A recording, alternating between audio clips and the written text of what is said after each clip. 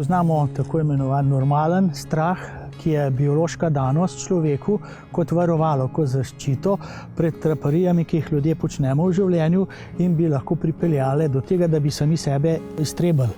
Ta strah je seveda vedno tudi opredmeten, točno jasno se ve, česa se bojimo, kaj smemo, kaj ne, da pravzaprav zaščitimo svojo telesno in duševno integriteto. Medtem ko pa gre pri fobijah za dostikrat ljudje res uporabljajo tudi ta izraz strah, ki pa je seveda pretiran in iracionalen in seveda pelje v velike bojazni, ki pomembno vplivajo na človekovo dejavnost, na doživljanje, na življenjsko, eksistenčno delovanje in pa seveda po svoje vplivajo zaradi svojih omejitev, ki jih prinese v življenju, tudi na doživljanje zadovoljstva v življenju. Ko gre za fobije, te elementarnejše, jih je kar veliko. Približno 10% ljudi take fobična doživetja ima v svojem spominskem fondu. Se pa te fobije seveda zelo razraščajo in vse bolj omejujejo človekovo dejavnost, človekovo socialno interakcijsko dogajanje, socialni prostor se oži, vse manj srečen je, ker ima vse manj razlogov, da bi bil zadovoljen s svojim življenjem, ker mu fobija prinese toliko ovir. Sama narava fobije določa potem tudi pristop, kako se bomo mi te fobije polotili. Zlato pravilo je tudi v terapevtskem kontekstu, je teh situacij se ne izogibati, ampak iti v to situacijo, se s temi situacijami čim prej soočati in s tem seveda vpliv in moč fobije izrazito zmanjšamo. Mi moramo o tej fobiji spregovoriti, povedati na glas in poiskati pomoč pri nekomu, recimo lahko je to inštruktor, lahko je nekdo iz bližnje socialne okolice, na katerega se zanesemo in mu zaupamo kot šoferju, da nas spremlja, ne pa da namesto nas vozi. To je bistveno. In da pravzaprav izberemo te situacije, ki so, bi rekel, s tem strahom minimalno nabite. Ko govorimo o fobijah in strahu, predvsem v prometu oziroma v tranzitu, večina najprej pomisli na strah pred letenjem. Kako prepoznate nekoga, ki vidite, da skriva nek strah, morda celo fobijo? Prva oziroma ena izmed prvih nalog, ki jih potniki opazijo, da jih ima kabinsko osebje, je, da aktivno pozdravljamo vstopajoče potnike. Ni to samo vljudnostna gesta? Ne, veliko stvari, ki jih počnemo, ima vsaj dva razloga. In poleg vljudnostne geste je tukaj tudi ta varnostni aspekt in ta aspekt, da si mi pridobimo sliko, kakšne potnike bomo gostili in tudi kakšne so njihove mogoče specifične potrebe med letom. S tem, ko človeka ogovoriš, ga pogledaš v oči, lahko razbereš marsikaj, še posebej mogoče, če odgovora ali pogleda ni, ali pa je le ta drugačen kot od 100 preostalih potnikov.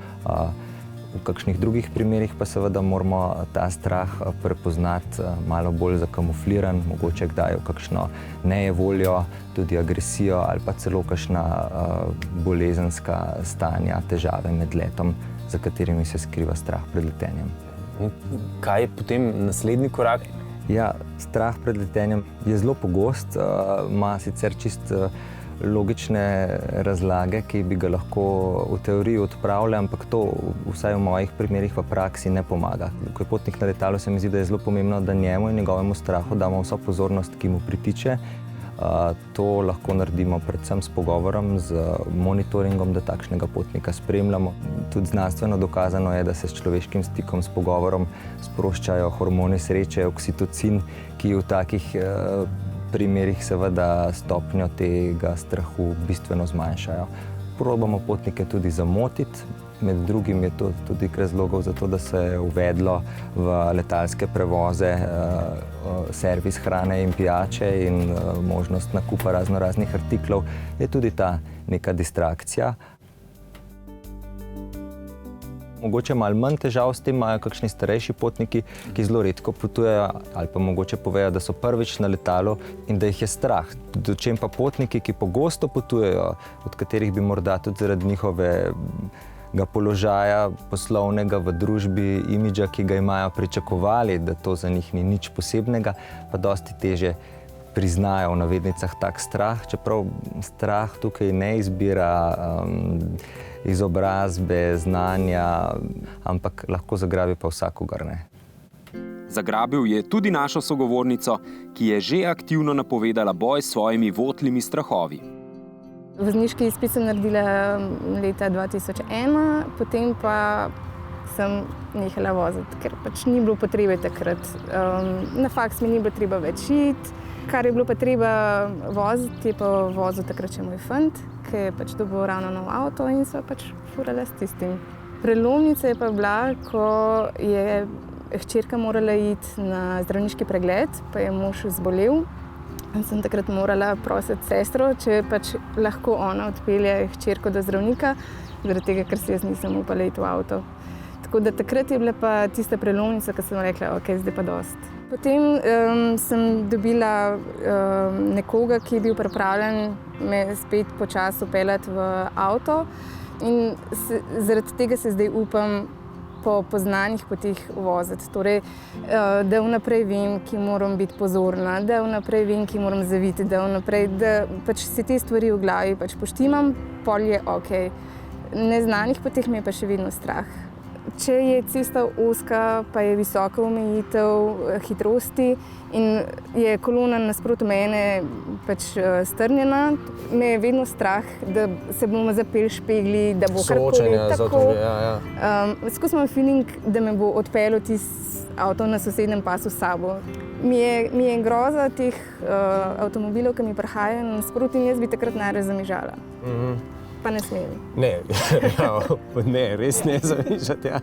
Ampak tudi ta srečanja, kaj potem pač paziš, zmanjšaš hitrost? Ja, zmanjšam hitrost, kar pa seveda tudi ni v redu, ker nastaja kolona od zadaj za mano, ker so živčni in pač nimajo potrpljenja. Ne? Prehitevajo? Tudi. A pol čutiš, da si, ne vem, mogoče bolj, da si živčna, da si mogoče malo bolj členke, ugrabiš volan, dihaš drugače? Ja.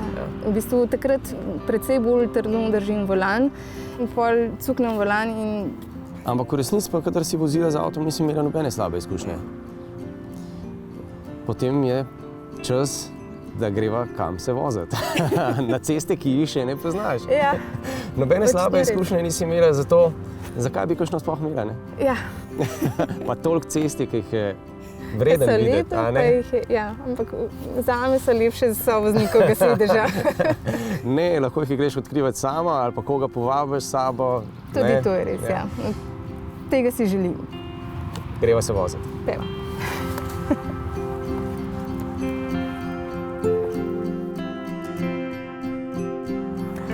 Za temo fobij v prometu smo se pri avtomobilnosti pripravljali kar nekaj časa. Zato, ker je tematika tako obširna, delikatna, intimna in tudi zahtevna. Fobije, strahovi nas vendarle spremljajo na vsakem koraku, v prometu pa še bolj pridejo do izraza. Andrej Brglez se je kot inštruktor varne vožnje s fobijami velikokrat srečeval tudi v svoji karieri. Tako s tistimi, ki so po prometni nesreči ponovno vstopali v promet, kot s tistimi, ki so po daljšem času, po daljšem premoru spet začeli voziti. No, mi se bomo v oddaji že v naslednjih mesecih, pa tudi jeseni, ko se oddaja vrača na male zaslone, lotili določenih fobij v prometu, tudi z vašo pomočjo. Ampak, če vam samo naštejem nekaj fobij in strahov, za katere sploh niste menili, da so pomembni, pa jih je treba naslavljati. To je že od preprostega vstopa na avtocesto, vožnji po njej, do recimo krožnih križišč, ki se jih marsikateri, verjamem, da sicer starejši vozniki tudi, bojijo. Pa vožnja po tunelih ali pa recimo bočno parkiranje. Verjetno vsak od nas pozna kakšno zgodbo, ko je kdo šel v mesto in prišel nazaj domov, ker ni uspel parkirati, pa niso bila vsa parkirna mesta zasedena. No, mi si želimo, da z vašo pomočjo seveda z vami uspemo odpraviti kakšno fobijo oziroma strah. Da nam pomagate oziroma sodelujete z nami in nam pustite, da vas vodimo, da smo na vašem sovozniškem sedežu. To tematiko odpiramo tudi na našem MMC-ju, se pravi vtipkajte rtvslo.si, poševnica avtomobilnost in veseli bomo, če bomo skupaj rešili kakšno težavo. eno tako soočanje. Čim prejšnja vrnitev, bi rekel, na delovno mesto za volan, ne uspe, potem je potrebno seveda pa vendarle strokovna pomoč. Kdaj vemo, da smo prišli do te točke, da rabimo zdravniško pomoč? Ko se začnemo mi teh situacij izogibati, dostikrat postanemo tudi breme socialni okolici, ker pričakujemo pomoč od bližnjih, ki nas bojo peljali, za nas poskrbeli, in seveda s to svojo fobijo na en način okupiramo celotno ožjo socialno okolje. Seveda hitro se iz tega razvija tudi tako imenovana sekundarna korist. Takrat je to znak, da je potrebna strokovna pomoč in da nas je fobija že na en način temeljito obvladala.